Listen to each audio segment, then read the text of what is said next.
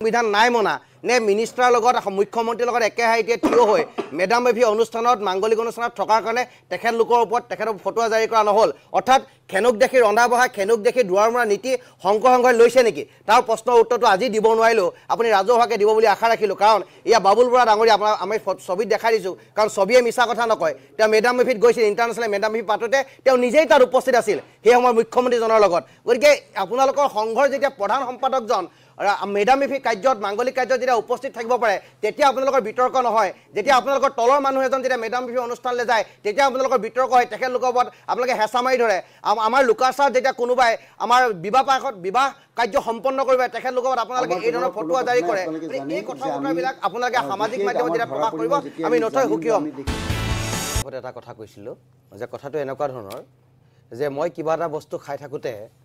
যদি মোৰ দাঁতেৰে জিভাখন কাটিলোঁ তেতিয়াহ'লে মই দাঁতকেইটা উঘালি পেলাব নোৱাৰোঁ কাৰণ দাঁতকেইটা শৰীৰৰে অংগ যে এতিয়াও আমাৰ মাজত তেনেকুৱাই হৈছে যে নিজৰ ভাতৃত্ববোধৰ মাজত এটা খেলিমেলি এটা হৈছে ভুল বুজাবুজি হৈছে ভুল বুজাবুজিৰ অৱসান হ'ব লাগে আৰু গুৰুজনৰ আদৰ্শ প্ৰতিষ্ঠা হ'ব লাগে কিন্তু গুৰুজনৰ আদৰ্শ প্ৰতিষ্ঠা কৰিবলৈ যাওঁতে কাৰোবাৰ লোকাচাৰ আৰু কাৰোবাৰ মাতৃগৰ্ভতে শিকি হোৱা সংস্কৃতি এইবিলাকক যদি সংস্কাৰ কৰিম বুলি যদি কোনোবাই ভাবিছে তেতিয়াহ'লে সেইটো কেতিয়াও সংস্কাৰমুখী কথা হ'ব নোৱাৰে আৰু গুৰুজনাৰ আদৰ্শ পৰিপন্থী কথা বুলিহে আমি বিবেচনা কৰোঁ আমি একেমুখে এইটো কথাও স্বীকাৰ কৰোঁ যে যি আহোম জনগোষ্ঠী বুলি কৈ থকা হৈছে এই আহোম জনগোষ্ঠীৰ কথা বতৰাবিলাক ইয়াত পাতিবলৈ আমাৰ লজ্জানত এইকাৰণে হৈছোঁ যে আমি পাতিব লাগিছিলে বেলেগ এটা বিষয় লৈ যে আহোম জনগোষ্ঠীৰ 55 লাখ লোকে আজি কেনেদৰে নিষ্পেষিত নিপীড়িতৰ শাৰীত আছে কেনেদৰে ৰাজনৈতিক অধিকাৰৰ পৰা বঞ্চিত হৈছে কেনেদৰে সাংস্কৃতিকভাৱে তেওঁলোকক আক্ৰমণ কৰা হৈছে অৰ্থনৈতিক স্বাৱলম্বিতাৰ দিশত আমাৰ উঠি অহা নৱপ্ৰজন্মই কেনেদৰে হাবধৰি খাবলগীয়া হৈছে শিক্ষাৰ ক্ষেত্ৰখনত কেনেকৈ পিছ পৰি গৈছে এই কথা বতৰাবিলাক আমাৰ আলোচনা বিলোচনা হ'ব লাগিছিলে আমি আলোচনা কৰি আছোঁ শংকৰ সংঘত আমাৰ আহোম মানুহ থাকিব লাগে নে নালাগে আমি ক'ব পাৰিম নোৱাৰিম এই কথা বতৰাবিলাকত আলোচনা কৰি আছোঁ কিন্তু মোৰ এটা স্পষ্ট কথা যে বৰ্তমান শংকৰ সংঘত লাখ লাখ ভক্তৰ সমাগম আৰু লাখ লাখ আমাৰ সংগীৰ সমাগমে এটা কথা স্পষ্ট কৰি দিছে যে শংকৰ সংঘ আজিৰ অসমত প্ৰাসংগিক কিন্তু তেওঁলোকে এই যে প্ৰাসংগিক শব্দটো আহিছে তাৰ লগত বিভিন্ন জাতি জনগোষ্ঠীৰ লোকে এই কাৰণে সংপৃক্ত হৈছে যে গুৰুজনাৰ আদৰ্শত আদৰ্শম্বিত হৈ যে সমাজখন প্ৰতিষ্ঠা কৰিব লাগে তাৰ কাৰণে তেখেতলোক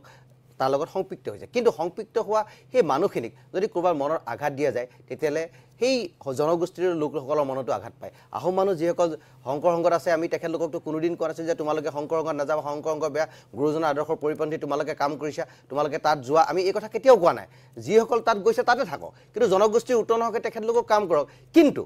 যেতিয়া উপাসনা পদ্ধতিক লৈ যেতিয়া প্ৰশ্ন কৰা হয় যেতিয়া লোকাচাৰক লৈ যেতিয়া প্ৰশ্ন কৰা হয় যেতিয়া জীৱন জীৱিকাক লৈ যেতিয়া প্ৰশ্ন কৰা হয় যেতিয়া খাদ্য সম্ভাৰক লৈ যেতিয়া প্ৰশ্ন কৰা হয় যেতিয়া সাজ পোছাকক লৈ প্ৰশ্ন কৰা হয় তেতিয়া মানুহবিলাকৰ মাজত প্ৰশ্নবোধক চিন আহে যি প্ৰশ্নবোধক চিন মাজুলীয়া লিখীয়া জেগাত হৈছে যে এখিনি মানুহক উপাসনা পদ্ধতিক লৈ প্ৰশ্ন কৰাৰ কাৰণে খাদ্য সম্ভাৰক লৈ প্ৰশ্ন কৰাৰ কাৰণে জীৱন জীৱিকাক লৈ প্ৰশ্ন কৰাৰ কাৰণে শংকৰদেৱৰ আদৰ্শ দৰ্শনৰ প্ৰতি পৃথিৱী বেলেগ এটা দৰ্শনলৈ গতি কৰিছে সেই একেই পৰিৱেশ আজি শংকৰ সংঘতো যাতে নহয় শংকৰ সংঘ মানুহক জনগোষ্ঠীয় চিন্তা চেতনাৰ মাজত আবদ্ধ ৰাখি মানুহবিলাকৰ মনৰ মগজু যদি এই দৰ্শনবিলাকে ক্ৰিয়া নকৰে তাৰ কাৰণে শংকৰ সংঘই সংস্কাৰমুখী পৰিৱেশৰ মাজত থাকি এটা বলিষ্ঠ পদক্ষেপ ল'বলৈ নহ'লে অনাগত দিনত মাজুলীত যিটো প্ৰথাই ক্ৰিয়া কৰে সেই একে প্ৰথা শংকৰ সংঘৰ মাজতে ক্ৰিয়া কৰিব আৰু অসমীয়া জাতি গঠন প্ৰক্ৰিয়াৰ মূল কাঠামোত আঘাত আনি সমাজখন থান মানুহে গুচি যাব আৰু বিভিন্ন ক্ষুদ্ৰ ক্ষুদ্ৰ জাতীয়তাক আৰু সাম্প্ৰদায়িক দৃষ্টিকোণেৰে মানুহখিনিয়ে চাব আৰু বেলেগ বেলেগ থকাৰ চিন্তা চেতনা কৰিব কুশল ঠাকুৰীয়া ডাঙৰীয়া মই শেষবাৰৰ কাৰণে আপোনাৰ কাষলৈ আহিছোঁ বসন্ত গগৈ এই কথাখিনি আপুনি নিশ্চয় শুনিছে বা বাকী সকলোৰো বক্তব্য আপুনি শুনিলে আৰম্ভণি যিহেতু আপুনিয়ে কৰিছিল এতিয়া মই শেষবাৰৰ কাৰণে আপোনাৰ কাষলৈ আহিছোঁ মোৰ কথাটো হ'ল যে আপুনি সংবিধানৰ দোহাই দিছে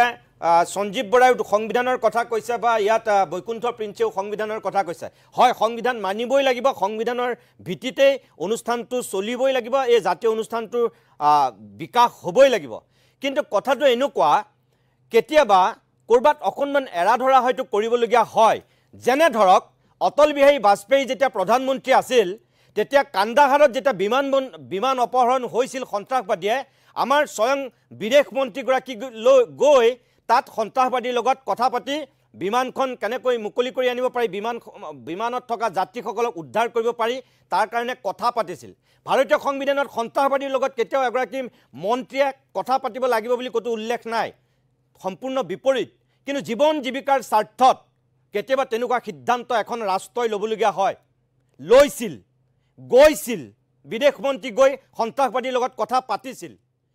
এই কথাখিনি বসন্ত গগৈ যিটো কৈছে মাজুলী সত্ৰপীঠ মাজুলীৰ একাংশ সত্ৰাধিকাৰৰ স্বেচ্ছাচাৰী মনোভাৱৰ কাৰণেই মিচিং জনগোষ্ঠীটো আঁতৰি গুচি গ'ল তাত আজি 56টাকৈ গীৰ্জা হ'ল সত্ৰৰ সংখ্যা কমি গ'ল শংকৰ সংঘয়ো ক'ৰবাত উদাৰ মনোভাৱ এটা ল'ব নোৱাৰে নেকি খাদ্যাভাস বা এনেকুৱাবিলাকৰ ক্ষেত্ৰত আজি কাৰ্বি আংলং ডিমাচা এই জনগোষ্ঠীবিলাকো যদি আহিব বিচাৰে তেওঁলোকৰ নিজৰ খাদ্যাভাস ৰীতি নীতি ধৰিও যদি শংকৰ সংঘৰ লগত সমৰ্পিত হ'ব বিচাৰে আহোম জনগোষ্ঠীটোৰ এখেতসকলে যেনেকৈ কৈছে নিজৰ খাদ্যাভাস লোকাচাৰ ধৰি ৰাখিও শংকৰ সংগতি থাকিব বিচাৰে ক'ৰবাত সংবিধানখন সংশোধন কৰিব নোৱাৰি নেকি মই কোৱা নাই আপোনাক পৰামৰ্শ দিয়া নাই মই সুধিছোঁহে যে যিটোৰ কাৰণে সংঘাতৰ সূত্ৰপাত ঘটিছে তাৰ নিৰাময় কৰাৰ উপায় আপোনালোকৰ সংবিধানখনতেই চাগে আছে গতিকে তেনেকুৱা এৰা ধৰাৰ মনোভাৱেৰে সাম্প্ৰতিক সময়ৰ সমাজ ব্যৱস্থাৰ লগত খাপ খুৱাই যোৱাকৈ তেনেকুৱা পদক্ষেপ ল'ব নোৱাৰি নেকি হয় মই আপোনাক আকৌ পুনৰবাৰ ধন্যবাদ জনাইছোঁ আপুনি এৰা ধৰাৰ মনোভাৱৰ কথাটো কৈছে মই নিশ্চিতভাৱে কৈছোঁ যে আমি তাৰে পৰিপন্থী নহয় এৰা ধৰা আমাৰ নিশ্চিতভাৱে আছে থাকে আজি যিটো পৰিৱেশৰ কাৰণে আপুনি সংবাদমেল বা আমাক এনেকৈ ধৰণে একত্ৰিত কৰিব লগা হ'ল আমাৰ কথাবোৰ শুনিবলগীয়া হ'ল ইয়াৰ কাৰণটো কি আছিল আপুনি যদি জানে তেনেহ'লে মই আচলতে আপোনাক ক'ব লাগিব যে যোৱা পৰহি দিনা এই এৰা ধৰা মনোবৃত্তিৰে আমি চাও চন্দ্ৰ বৰুৱা আৰু সেইখন গাঁৱত থকা গাঁও উন্নয়ন খণ্ড ডেভেলপমেণ্ট কমিটি শ্ৰীমন্ত শংকৰদেৱ সংঘৰ প্ৰাথমিক আঞ্চলিক জিলা সকলোৱে মিলি একত্ৰিত হৈ সকলোবোৰ সমস্যা সমাধান হ'ল বুলি ক'লে কিন্তু কালি সিমানখিনি হোৱাৰ পিছত কালি এনেধৰণৰ এটা ঘটনা ঘটাই দিলে যিটো তেওঁলোকে নিজে নিজে কৈ আছে যে আহোম জনগোষ্ঠীক এনেকুৱা কৰি আছে আহোম জনগোষ্ঠী কৰি আছে আমি কোনো আহোম কোচ কছাৰী কিবা আমি এনেকুৱা কথা ভবা নাই আমি আচলতে কৰিছোঁ কি যে আমি এটা কথা কৈ আছোঁ বাৰে বাৰে কম আমি আমাৰ সংবিধানখন প্ৰাণ আমাৰ সংবিধানখন আত্মা এই সংবিধানখনক যেতিয়া কোনোবাই এনেধৰণৰ অপমানিত কৰিব ৰাজপথত যেতিয়া এনেকুৱা উলংঘ কৰি দিব তেনেহ'লে আমি আজি যেনেকৈ ইয়াত এইবোৰ কথা কৈ আমি ভাতৃত্বৰ মাজত থাকি ভাইৰ মাজত থাকি পেলাই ঐক্য শান্তি সংহতি থাকিব এৰি আমি যিবোৰ উদাহৰণ দেখুৱাই দিলোঁ পৃথিৱীত এই ডাঙৰ জুই জ্বলাই যেনেকুৱা আমি পৃথিৱীত সেইটো দেখুৱাই দিলোঁ সেইটো আপোনাক কি ক'ব খুজিছে আপুনি নিজেই বিবেচনা কৰক কুশল